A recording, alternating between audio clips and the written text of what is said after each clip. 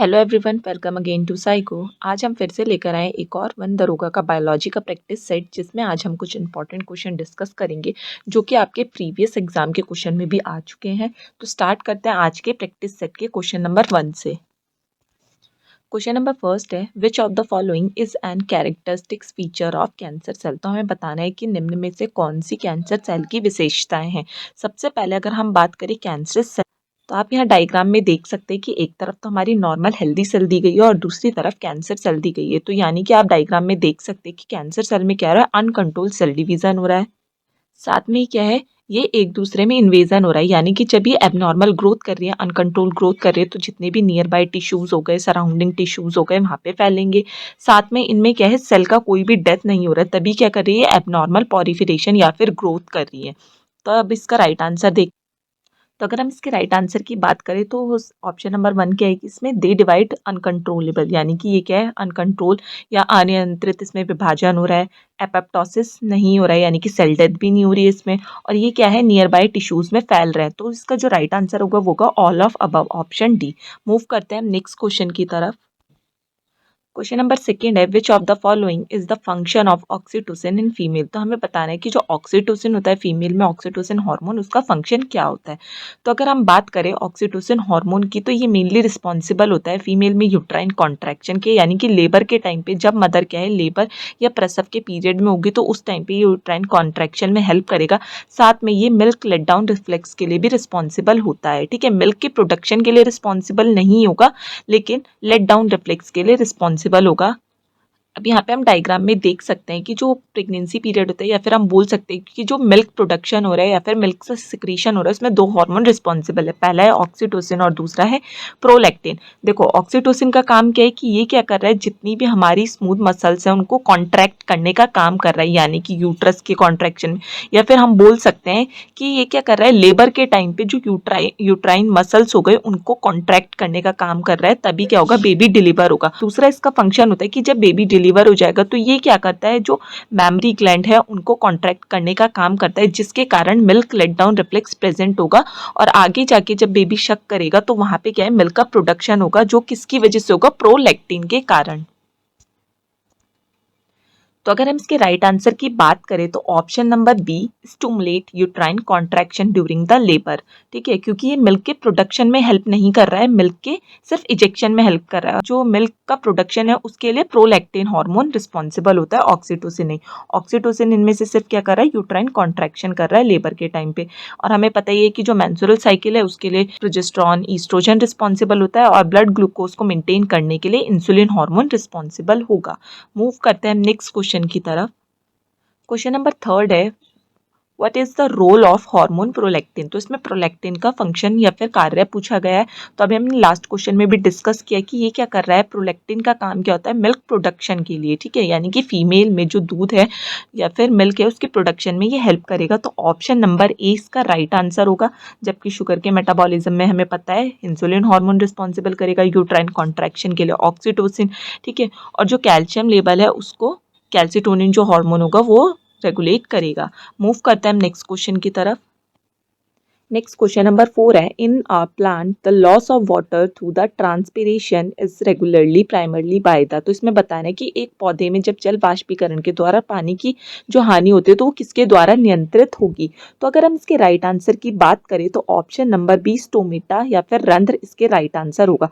क्योंकि जब ट्रांसपिरेशन होता है, या फिर हम बोल सकते हैं कि ट्रांसपिरेशन क्या एक ऐसी प्रोसेस होती है जिसमें जो पौधे होते हैं वो अपने पत्तों में, जो उनके जो पत्तों में स्टोमेटा होती है, उनके माध्यम से वो क्या करते हैं, जल को वाष्प के रूप में बाहर निकालने का काम करते हैं। साथ में जो ये स्टोमेटा होते हैं, इनके खुलने या फिर बंद होने के कारण ही क्या है, जो जल है, जल का लॉस हो रहा है, जल हानि की दर नियंत्रित होती है। ठीक है, तो अगर हम इसके राइट आंसर की बात करें तो स्टोमेटा इसका राइट आंसर होगा। वहीं अगर हम बात करें रूट की, तो रूट्स क्या करेंगे, वाटर हो गए, मिनरल्स हो गए, उनको एब्जॉर्ब करने का काम करेगा, लेकिन रेगुलेट नहीं करेगा वाटर के एब्जॉर्प्शन के। वहीं अगर हम फाइलम की बात करें तो ये फूड के ट्रांसपोर्टेशन में, या फिर हम बोल सकते हैं शुगर के ट्रांसपोर्टेशन में हेल्प करेगा। यानी कि ये क्या करेगा, पत्तियों से जो प्लांट्स के अदर पार्ट होंगे वहाँ पे ग्लूकोज या फूड को ले जाने का काम करेगा।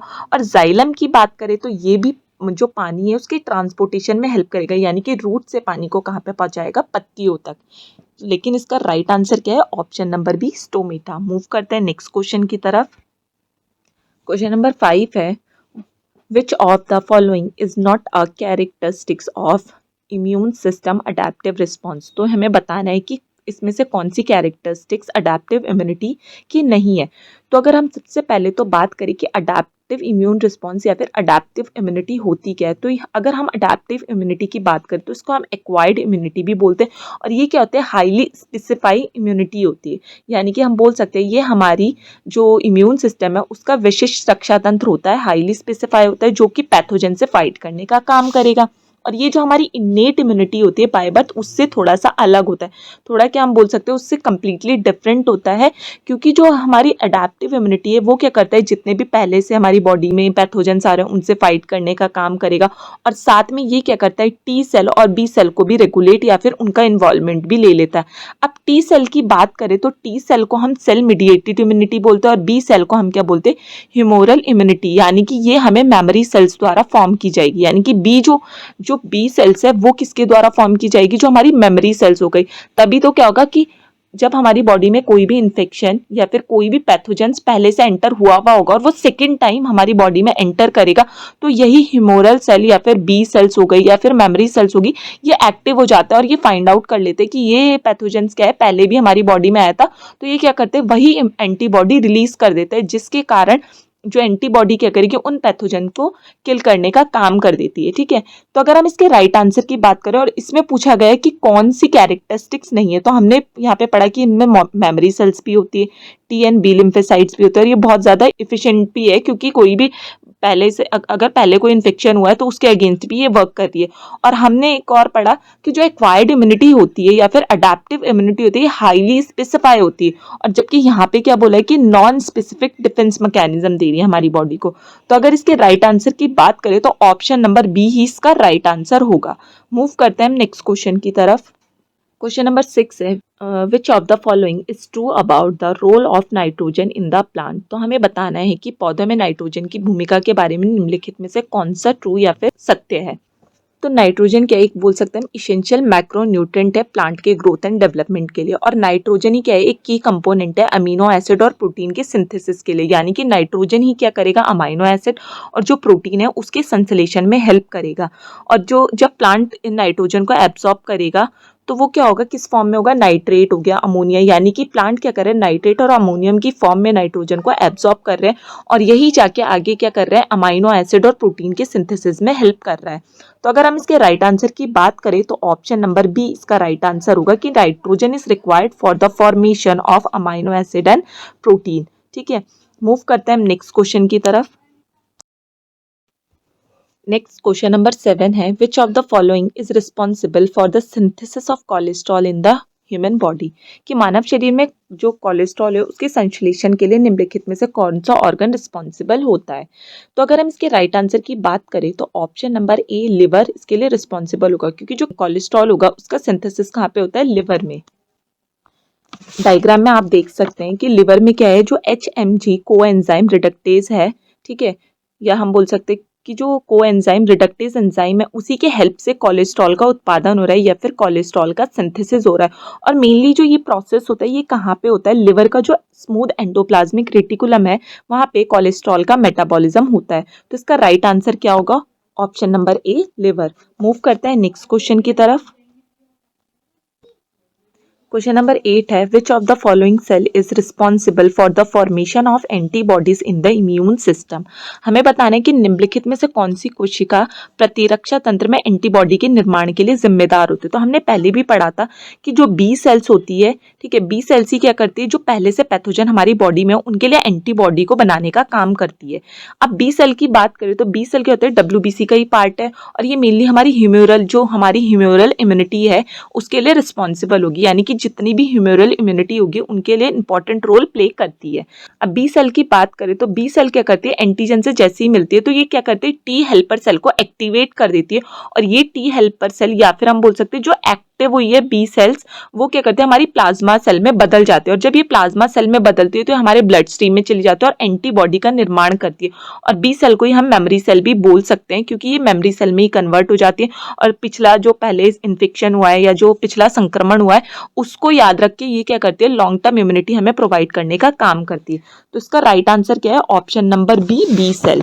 वहीं अगर हम न्यूट्रोफिल्स की बात करें तो ये फैगोसाइटिक सेल है, यानी कि ये क्या कर रही है, इनगल्फ या फिर डिस्ट्रॉय कर रही है जो भी बैक्टीरिया हो गया, पैथोजन हो गया, और ये हमारी इन्नेट इम्यूनिटी का पार्ट है। वहीं अगर हम बात करें मैक्रोफेजेस की, तो मैक्रोफेजेस क्या है, ये एक प्रोसेस है जो बैक्टीरिया को इनगल्फ करने का प्रोसेस होता है, उसको हम मैक्रोफेजेस बोलते हैं। और लास्ट अगर हम बात करें टी हेल्पर सेल की, तो हमने प्रीवियस क्वेश्चन डिस्कस किया था, टी हेल्पर सेल भी हमारी ह्यूमरल इम्यूनिटी में ही हेल्प करती है। तो इसका राइट आंसर क्या है, option number B, B cell. Move करते हैं नेक्स्ट क्वेश्चन की तरफ। क्वेश्चन नंबर 9 है, which of the following describe the process of apoptosis. तो हमें बताना है कि एपेप्टोसिस की प्रोसेस होती है उसको हम क्या बोलते हैं। तो अगर इसके राइट आंसर की बात करें तो ऑप्शन नंबर 20 का राइट आंसर होगा प्रोग्राम सेल डेथ। अब सबसे पहले तो हम बात करते हैं कि एपेप्टोसिस होता क्या है। तो ये क्या एक रेगुलेटेड प्रोसेस है प्रोग्राम सेल डेथ की, यानी कि हम क्या करें, एक प्रोग्राम जितनी भी हमारी सेल्स हैं उनके प्रोग्राम सेल डेथ कर रहे हैं, जो क्या करते हैं सेल के बैलेंस को बनाए रखने के लिए इंपॉर्टेंट होते हैं, या फिर हम बोल सकते हैं जो अननेसेसरी सेल हमारी बॉडी में बढ़ रही है या फिर जो सेल डेथ हो चुकी है, डैमेज हो चुका है जिन सेल का, उनको ये क्या करती है, हटाने का काम करती है। तभी क्या होगा, हमारी बॉडी प्रिवेंट होगी कैंसर से, या फिर जो भी हेल्दी डेवलपमेंट होगा हमारी सेल्स का वो हो पाएगा। तो यहाँ पे क्या है, हमारी बिफोर द एपेप्टोसिस, यानी कि बिना एपेप्टोसिस के, यानी कि हेल्थी सेल की बात कर रहे हैं यहाँ पे। उसके बाद क्या हुआ, जैसे ही एपेप्टोसिस का प्रोसेस स्टार्ट हुआ हमारी बॉडी में, तो सेल का जो साइज है, फ्रेगमेंट है, वो क्या हो गई, चेंज होने लग गया, और लास्ट में प्रोग्राम सेल डेथ हो गई। यानी कि इसने क्या किया, जो अननेसेसरी सेल्स है उनको भी डैमेज कर दिया, उनको भी किल कर दिया, हटा दिया, और जितनी भी अनवांटेड सेल है उनको भी हटाने का काम किया, तभी जाके हमारी बॉडी में हेल्दी सेल का डेवलपमेंट हो पाएगा। तो अगर हम एपेप्टोसिस की बात करें तो ये क्या एक प्रोग्राम सेल डेथ है। तो जो ऑप्शन नंबर बी है प्रोग्राम सेल डेथ, इसका राइट आंसर होगा। मूव करते हैं नेक्स्ट क्वेश्चन की तरफ। विच of the following is the correct sequence of stage in human digestion. तो हमें बताना है कि जो मानव पाचन तंत्र है उसका एग्जैक्ट सीक्वेंस क्या है। तो सबसे पहले अगर हम एलिमेंट्री कैनाल की बात करें तो माउथ से स्टार्ट होते हैं और एनल कैनाल पे खत्म हो जाते हैं। तो माउथ के बाद मेनली कौन सा ऑर्गन आता है, स्टमक, स्टमक के बाद स्मॉल इंटेस्टाइन, और स्मॉल इंटेस्टाइन के बाद आता है लार्ज इंटेस्टाइन। तो अगर हम इन ऑप्शन में चेक करें तो सबसे पहला माउथ है, ठीक है, बाकी बी में भी माउथ नहीं है, सी ऑप्शन में भी माउथ नहीं है, डी में भी माउथ दे रखा है। फिर माउथ के बाद जो होता है फूड कहाँ पे जाएगा, स्टमक के पास, जबकि यहाँ पे लार्ज इंटेस्टाइन दिया गया है। उसके बाद जाता है स्मॉल इंटेस्टाइन के बाद, और लास्ट जाता है लार्ज इंटेस्टाइन के बाद। तो ऑप्शन नंबर ए इसका करेक्ट सीक्वेंस होगा कि माउथ, माउथ के बाद क्या आएगा, स्टमक, स्टमक के बाद small intestine, then large intestine. Move करते हैं नेक्स्ट क्वेश्चन की तरफ।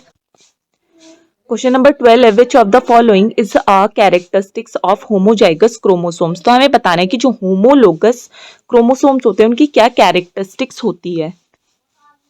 अब अगर हम होमोलोगस क्रोमोसोम्स की बात करें तो ये वे जोड़े होते हैं जिनका आकार, ठीक है, शेप दोनों सेम है, साथ में जो जेनेटिक कंटेंट शेयर करेंगे, आप देख सकते हैं कि जो भी जनरेशन बनी है, ठीक है, वो भी क्या है, शेप में भी सेम है, ठीक है, साइज में भी सेम है, और उनका जो जेनेटिक कंटेंट है वो भी क्या है, सेम है।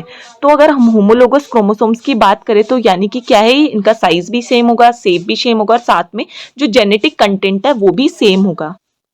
तो अगर हम इसके राइट आंसर की बात करें कि समजात जो गुणसूत्र होते हैं उनका क्या लक्षण होगा, तो उनका आकार, शेप, साइज या फिर जितना भी जेनेटिक कंटेंट है वो सब सेम होगा। तो ऑप्शन नंबर ए इसका राइट आंसर होगा। मूव करते हैं नेक्स्ट क्वेश्चन की तरफ। क्वेश्चन नंबर 13 है, the hormone responsible for regulating calcium level in the blood.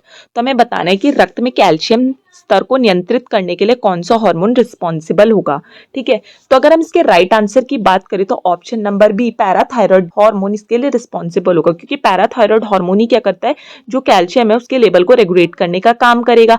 अब अगर हम बात करें पैराथायरॉयड हार्मोन रिलीज कहाँ से होगा, तो जो पैराथायरॉयड ग्लैंड होती है वो क्या करती है, पैराथायरॉयड हार्मोन को रेगुलेट करने का काम करेगी। और अगर हम बात करें पैराथायरॉयड ग्लैंड कहाँ पे प्रेजेंट होगी, तो ये हमारी थायराइड ग्लैंड के, या बोल सकते हैं behind the thyroid gland present होगी। अगर हम इंसुलिन की बात करें तो ग्लूकोज लेवल को मेंटेन करेगी। ग्रोथ हार्मोन मेनली ग्रोथ के लिए रिस्पॉन्सिबल है, और कोर्टिसोल हार्मोन का काम क्या करता है, जितनी भी हमारी बॉडी में इन्फ्लामेटरी प्रोसेस हो रही है उनको कंट्रोल करने का काम करेगा। तो इसका राइट आंसर क्या है, पैराथायरॉयड हार्मोन। मूव करते हैं नेक्स्ट क्वेश्चन की तरफ। क्वेश्चन नंबर 14 है, which of the following is the characteristics feature of the endosymbiotic theory. तो हमें बताना है कि निम्नलिखित में से कौन सा एंडोसिम्बायोटिक सिद्धांत का एक लक्षणीय विशेषता है। सबसे पहले अगर हम बात करें एंडोसिम्बायोटिक थ्योरी है क्या, तो एंडोसिम्बायोटिक थ्योरी हमें बताती है कि जो यूकैरियोटिक सेल्स है वो किस प्रकार प्रोकैरियोटिक सेल से विकसित हुई है। ठीक है, अब माइटोकॉन्ड्रिया जो क्लोरोप्लास्ट है पहले क्या थे, स्वतंत्र रूप से जो प्रोकैरियोटिक सेल है उसमें प्रेजेंट रहते थे, लेकिन बाद में क्या हुआ, जो लार्ज होस्ट सेल है उसने क्या किया, इनको इनगल्फ कर लिया, क्लोरोप्लास्ट या फिर माइटोकॉन्ड्रिया को इनगल्फ किया, और ओवर द टाइम इन्होंने क्या किया, एक सिम्बायोटिक या फिर सहजीवी रिलेशनशिप मेंटेन कर लिया, और आगे जाकर ये क्या हुआ, यूकैरियोटिक सेल का भी भाग बन गई। और अगर हम क्लोरोप्लास्ट और माइटोकॉन्ड्रिया की बात करें तो दोनों में क्या होता है, सर्कुलर डीएनए प्रेजेंट होता है। ठीक है, दोनों में अगर हम रिप्रोडक्शन की बात करें तो बाइनरी फ्यूजन के थ्रू होगा, यानी कि इंडिपेंडेंटली होगा, और दोनों में 17S राइबोसोम्स यानी कि सिमिलर राइबोसोम्स भी प्रेजेंट होंगे। तो अगर हम इसके राइट आंसर की बात करें तो ऑप्शन नंबर ए इसका राइट आंसर होगा कि chloroplast and mitochondria have their own DNA, क्योंकि दोनों में क्या है, डीएनए है। अब मूव करते हैं नेक्स्ट क्वेश्चन की तरफ। क्वेश्चन नंबर 15 है, which of the following is the current sequence of hormone release by the pituitary gland. तो पिट्यूटरी ग्लैंड द्वारा जो हार्मोन रिलीज हो रहे हैं उनका सही अनुक्रम क्या है, हमें बताना है। तो सबसे पहला जो पिट्यूटरी हार्मोन होती है वो क्या करती है, ग्रोथ हार्मोन को रिलीज करती है। अब ग्रोथ हार्मोन के बाद कौन सा आता है, ACTH हार्मोन यानी कि एड्रीनो कॉर्टिकोट्रॉपिक हार्मोन। देन उसके बाद आता है थायराइड स्टिमुलेटिंग हार्मोन, उसके बाद आता है LH हार्मोन ल्यूटिनाइजिंग हार्मोन, और लास्ट में आता है FH हार्मोन यानी कि फॉलिकुलर स्टिमुलेटिंग हार्मोन। तो अगर हम क्वेश्चन में राइट सीक्वेंस की बात करें तो ऑप्शन नंबर डी इसका राइट आंसर होगा कि पहले ग्रोथ हार्मोन आया, फिर एड्रीनो कॉर्टिकोट्रॉपिन हार्मोन आया, फिर थायराइड स्टिमुलेटिंग हार्मोन, लास्ट में LH, और उसके बाद फॉलिकुलर स्टिमुलेटिंग हार्मोन। अब सबसे पहले अगर हम बात करें ACTH हार्मोन की, तो ACTH हार्मोन यानी कि एड्रीनो कॉर्टिकोट्रॉपिन हार्मोन एड्रीनल ग्लैंड को स्टिमुलेट करेगा, और एड्रीनल ग्लैंड उसके बाद क्या करेगी, कॉर्टिसोल हार्मोन को रिलीज करेगी। वहीं अगर हम बात करें TSH, तो थायराइड स्टिमुलेटिंग हार्मोन क्या करेगा, थायराइड ग्लैंड को स्टिमुलेट करेगा और प्रोड्यूस करेगा T3 और T4। उसके बाद अगर हम बात करें ल्यूटिनाइजिंग हार्मोन, तो ये रेगुलेट करेगा ओवुलेशन, जितना भी ओवुलेशन फंक्शन हो रहा है फीमेल में उसको, और साथ में क्या करेगा, मेल में टेस्टोस्टेरोन के लेवल को भी रेगुलेट करने का काम करेगा। और लास्ट हम फॉलिकुलर स्टिमुलेटिंग हार्मोन की बात करें तो ये मेनली रेगुलेट करता है जो फॉलिकल डेवलपमेंट हो रहे फीमेल में उनको, और साथ स्पर्म का जो प्रोडक्शन है मेल्स में उसको भी कंट्रोल या रेगुलेट करने का काम करेगा। तो ऑप्शन नंबर डी इसका राइट आंसर होगा। मूव करते हैं हम नेक्स्ट क्वेश्चन की तरफ। क्वेश्चन नंबर 16 है, the lac operon is bacteria is an example of which type of gene regulation. तो सबसे पहले हम लैक ओप्रेन की बात करें तो ये क्या एक जीन रेगुलेटरी सिस्टम है जो कि इकोलाई हो गया या फिर अन्य बैक्टीरिया में प्रेजेंट होगा, और ये मेनली क्या करता है, जो लैक्टोज मेटाबॉलिज्म होता है उसको कंट्रोल करने का काम करता है। आप यहाँ पे देख सकते हैं डायग्राम में कि ये क्या कर रहा है, लैक्टोज के मेटाबॉलिज्म को कंट्रोल करने का काम कर रहा है। अब इसमें दो कंडीशन आ जाती है, एक तो क्या है कि नो लैक्टोज और दूसरा है विद द लैक्टोज। तो अगर हम इसके कंपोनेंट की बात करें तो इसमें क्या एक नेगेटिव रेगुलेशन प्रेजेंट होता है, तभी तो क्या हुआ वहां पे जो लैक्टोज है वो प्रेजेंट नहीं रहा, जो RNA पॉलीमरेज की रिएक्शन है वो नहीं हुई, या हम बोल सकते हैं कि जो नेगेटिव रेगुलेशन होता है वहां पे क्या होगा, जो लैक ओपरेन है, ठीक है, लैक ओपरेन एक प्रीसीजर प्रोटीन द्वारा नियंत्रित हो जाता है और जो क्या करता है ओपरेन क्षेत्र में जुड़कर ट्रांसक्रिप्शन को रोकने का काम करेगा। यहाँ पे आप देख सकते हैं कि ट्रांसक्रिप्शन का जो रिएक्शन है वो रुक गई है, जो प्रक्रिया हो रही है वो रुक रही है, और यहाँ पे क्या है, लैक्टोज एब्सेंट है। और दूसरी जो हमारा आ जाता है वो होता है ट्रांसक्रिप्शन, यानी कि जब क्या होगा, लैक्टोज प्रेजेंट होगा तो वहां पे ट्रांसक्रिप्शन या फिर पॉलीमरेज रिएक्शन होगी। तो इसमें क्या होगा, जो RNA पॉलीमरेज रिएक्शन होगी तो वहां पे रिप्रेसर प्रोटीन आ जाएगा और वो क्या करेगा, जो लैक्टोज है उसके मेटाबॉलिज्म में हेल्प करेगा और ट्रांसक्रिप्शन की वहां पे जो प्रोसेस है वो होगी। तो इसमें नेगेटिव रेगुलेशन भी हो रहा है क्योंकि लैक्टोज एब्सेंट हो रहा है और जो पॉलीमरेज चेन रिएक्शन है वो रुक रही है, और दूसरा ट्रांसक्रिप्शन भी हो रहा है, ठीक है, ट्रांसक्रिप्शन रेगुलेशन भी हो रहा है, यानी कि जो ट्रांसक्रिप्शन रेगुलेशन है वो मेनली डिपेंड किस पे कर रहा है कि जो लैक्टोज प्रेजेंट है या नहीं है। अगर प्रेजेंट होगा तो क्या होगा, वहां पे ट्रांसक्रिप्शन होगा, ठीक है, और नहीं होता है तो उसको हम नेगेटिव रेगुलेशन बोल देते हैं। तो ऑप्शन नंबर बी भी इसका राइट आंसर हो सकता है और ऑप्शन नंबर डी भी इसका राइट आंसर होगा। मूव करते हैं नेक्स्ट क्वेश्चन की तरफ। क्वेश्चन नंबर 17 है, which of the following is not a characteristics of Krebs cycle. तो हमें इसमें बताना है कि जो क्रैब साइकिल है उसकी कौन सी कैरेक्टरिस्टिक्स नहीं है। तो अगर हम क्रैब साइकिल की बात करें तो क्रैब्स साइकिल को ही हम TCA साइकिल या फिर सिट्रिक साइकिल भी, सिट्रिक एसिड साइकिल भी बोलते हैं।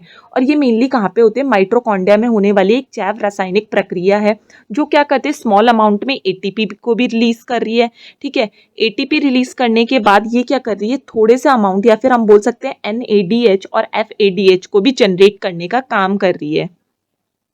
तो अगर हम इसके राइट आंसर की बात करें तो ऑप्शन नंबर सी इसका राइट आंसर होगा कि it involve the breakdown of glucose and pyruvate, क्योंकि इसमें पूछा गया कि कौन सी कैरेक्टरिस्टिक्स फीचर नहीं। तो हमने देखा कि जो क्रैब साइकिल है वो माइटोकॉन्ड्रिया में होने वाली एक प्रक्रिया है। ठीक है, इसमें ATP भी प्रोड्यूस हो रहा है, साथ में जो NADH और FADH है वो भी क्या हो रहा है, रिलीज हो रहा है, जनरेट हो रहा है, लेकिन ग्लूकोज पायरुवेट में कन्वर्ट नहीं हो रहा है, क्योंकि जो क्रैब साइकिल होती है वो पायरुवेट से ही स्टार्ट होती है। तो ऑप्शन नंबर सी इसका राइट आंसर होगा। मूव करते हैं नेक्स्ट क्वेश्चन की तरफ। क्वेश्चन नंबर 18 है, what is the role of NADH and FADH2 in cellular respiration. तो कोशिका श्वसन में जो NADH है ना, FADH है, उसका क्या कार्य होता है? सबसे पहले अगर हम बात करें NADH की, तो NADH की फुल फॉर्म होती है nicotinamide adenine dinucleotide, and FADH की फुल फॉर्म होती है फ्लेविन एडेनिन डाई न्यूक्लियोटाइड। तो अगर हम बात करें जो NADH और FADH ये क्या करते हैं, इलेक्ट्रॉन को जनरेट करने का, या हम बोल सकते हैं जो हाई एनर्जी इलेक्ट्रॉन है उनको जनरेट करने का काम करते हैं। जब क्या होता है, ग्लाइकोलाइसिस होता है या फिर क्रैब साइकिल होते है, उस टाइम पे क्या होगा, जो ये NADH एंड FADH ये क्या करते हैं, जो हाईली एनर्जी इलेक्ट्रॉन है उनको एक्सेप्ट कर लेते हैं। यहाँ पे आप देख सकते हैं इसने क्या किया, जो हाईली इलेक्ट्रॉनिक एनर्जी चार्ज है उसको एक्सेप्ट कर लिया, और उसके बाद ये किस में कन्वर्ट हो गए, NADH और FADH2 में। और ग्लाइकोलाइसिस की बात करें तो ग्लाइकोलाइसिस क्या होता है, break down of glucose into the pyruvate, जो कि साइटोप्लाज्म में होता है। तो अगर हम इसके राइट आंसर की बात करें तो ऑप्शन नंबर सी इसका राइट आंसर होगा, they carry electron to the electron chain. ठीक है, ये क्या कर रहे हैं, इलेक्ट्रॉन जो हाई इलेक्ट्रॉन चार्ज है उनको ट्रांसपोर्ट करने का काम कर रहे हैं, यानी कि सिंपल इलेक्ट्रॉन से हाईली एनर्जी इलेक्ट्रॉन में ट्रांसपोर्ट करने का काम कर रहे हैं, जो हमारी चेन है या फिर ग्लाइकोलाइसिस साइकिल है उसमें, क्रैब साइकिल में। मूव करते हैं हम नेक्स्ट क्वेश्चन की तरफ। क्वेश्चन नंबर 19 है, which of the following are the main product of light dependent reaction of photosynthesis. तो प्रकाश निर्भर प्रकाश संश्लेषी की प्रक्रिया में मुख्य उत्पादन निम्नलिखित में से कौन सा होगा, कि जो तो हमें बताना है कि जो लाइट डिपेंडेंट रिएक्शन हो रही है तो फोटोसिंथेसिस के टाइम पे कौन से 3 मेन प्रोडक्ट जनरेट होता है। तो अगर हम इसके राइट आंसर की बात करें तो option number A oxygen, ATP, NADPH जो है वो इसमें प्रोड्यूस होंगे। अब सबसे पहले अगर हम लाइट डिपेंडेंट रिएक्शन की बात करें तो ये कहाँ पे होती है, क्लोरोप्लास्ट के थाइलाकॉइड जो मेम्ब्रेन होती है उसमें होती है। आप यहाँ डायग्राम में भी देख सकते हैं कि जो ये लाइट डिपेंडेंट रिएक्शन है वो किसमें हो रही है, क्लोरोप्लास्ट, और क्लोरोप्लास्ट के भी थाइलाकॉइड जो मेम्ब्रेन होते हैं वहां पे होती है। अब इस रिएक्शन में क्या होगा, जो क्लोरोफिल है, ठीक है, क्लोरोफिल द्वारा सूर्य का जो प्रकाश है वो क्या हो रहा है, एब्जॉर्ब हो रहा है। एब्जॉर्ब होने के बाद जो वाटर के मॉलिक्यूल है उनका विघटन हो रहा है, या फिर हम बोल सकते हैं उसका फोटोलाइसिस हो रहा है। और जब उसका फोटोलाइसिस हो रहा है तो उस टाइम पे O2 जनरेट हो रहा है, ठीक है, ATP जनरेट हो रही है, और NADPH जनरेट हो रहा है, निकोटिनामाइड एडेनिन डाई न्यूक्लियोटाइड, और साथ में फॉस्फेट, हाइड्रोजन, ये सब भी जनरेट हो रहा है। और यही प्रोडक्ट आगे जाके क्या होता है, जो कैल्विन साइकिल है, कैल्विन साइकिल में जो ग्लूकोज है उसके सिंथेसिस में उपयोग में लाए जाते हैं। यानी कि लाइट रिएक्शन के टाइम पे क्या क्या जनरेट हुआ, ATP, NADPH, फॉस्फेट हो गया, ठीक है, हाइड्रोजन हो गया, O2 हो गया ये, और आगे जाके ये कहाँ पे जा रहा है, कैल्विन साइकिल के पास। और कैल्विन साइकिल में ये क्या है, जो ग्लूकोज का सिंथेसिस उसके लिए यूज हो रहा है। अगर हम इसके राइट आंसर की बात करें तो ऑप्शन नंबर ए इसका राइट आंसर होगा, क्योंकि लाइट रिएक्शन के टाइम पे ऑक्सीजन, ATP और NADPH जनरेट हो रहे हैं। अब मूव करते हैं हम आज के प्रैक्टिस सेट के लास्ट क्वेश्चन की तरफ। क्वेश्चन नंबर 20 है, in which of the following does the Calvin cycle occur. तो हमें बताना है कि जो कैल्विन साइकिल है वो कहाँ पे हो रही है। तो अभी हमने पीछे डायग्राम में ऑलरेडी देखा, तो यहाँ आप डायग्राम में देख सकते हैं कि जो कैल्विन साइकिल है वो कहाँ पे हो रही है, साइटोप्लाज्म में। तो जो कैल्विन साइकिल है वो कहाँ पे होगी, साइटोप्लाज्म में। तो ऑप्शन नंबर बी इसका राइट आंसर होगा। आज की प्रैक्टिस सेट में हम इतने क्वेश्चन डिस्कस करेंगे। Thank you everyone, have a nice day.